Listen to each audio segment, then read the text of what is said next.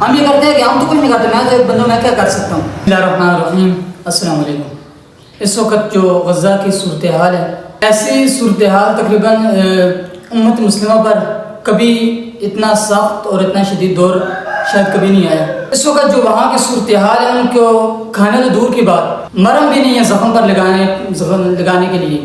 ان کی لاشوں کے جو ٹکڑے ہیں دھماکے سے اڑ رہے ہیں، اور پرانے لفافے کی طرح اس طرح ہوا تیز، اور مطلب کہ ایک عجیب و غریب صورتحال ہے وہاں کی۔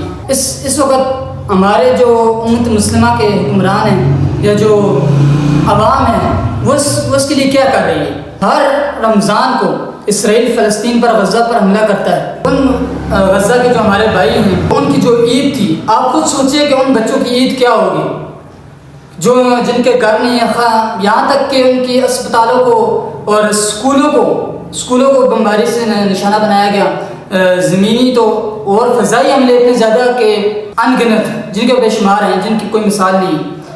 تو ایسا شدید اور سخت ترین دور امت مسلمہ پر کبھی نہیں آیا۔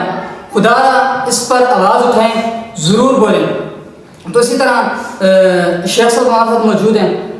ہمارے حکمرانوں کو کیا اس پر آواز اٹھانی چاہیے؟ ہماری عوام کو کیا کرنا چاہیے اس کے لیے؟ بسم اللہ الرحمن الرحیم۔ جی بالکل، ہمارے حکمرانوں کو آواز اٹھانی چاہیے، اور ہماری عوام کو بھی آواز اٹھانی چاہیے۔ وہ ہمارے بھائی ہیں، وہ ہماری مائیں ہیں اور ہماری بہنیں ہیں، ان کے لیے میں ضرور آواز اٹھانی چاہیے، کیونکہ کل یہ ہو ایسا نہ ہو کہ کل یہ جو حالات ہمارے اوپر بھی آ جائیں۔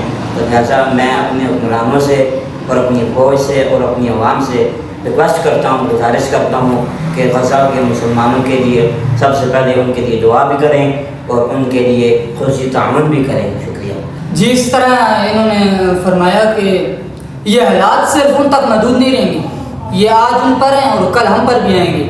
ہم تو آج ان کو خاموش بیٹھے رہیں گے، لیکن جب ہم پر آئیں گے تو پھر ہم کیا کریں گے؟ ان کے اوپر یہ حالات ہیں۔ خدا اس پر آواز اٹھائیں، چاہے جس شکل میں بھی ہو، اور اس معاملے کو فراموش نہیں کرنا چاہیے۔ ہمارے نظروں سے اتنی ان کی ویڈیوز اور ایسی وہ گزرتی ہے، لیکن ہمارے دل ان کے اس کو وہ نہیں کرتے کہ شاید ہمیں کچھ کرنا چاہیے۔ ہم یہ کرتے ہیں کہ ہم تو کچھ نہیں کرتے، میں تو ایک بندوں میں کیا کر سکتا ہوں۔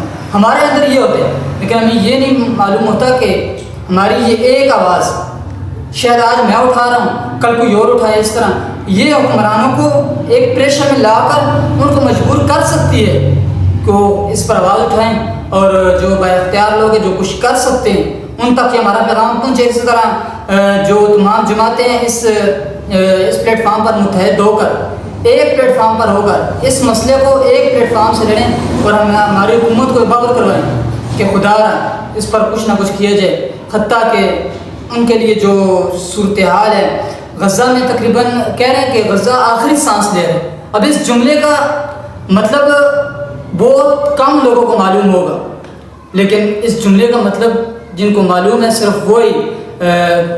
یہ کہنا غلط نہیں ہوگا کہ پہلے آنکھیں خون کے آنسو ہو رہی تھی، لیکن اب دل خون کے آنسو ہو رہے ہیں۔ خدا اس پر آواز اٹھائیں اور اس معاملے کو فراموش نہ کریں۔ السلام علیکم۔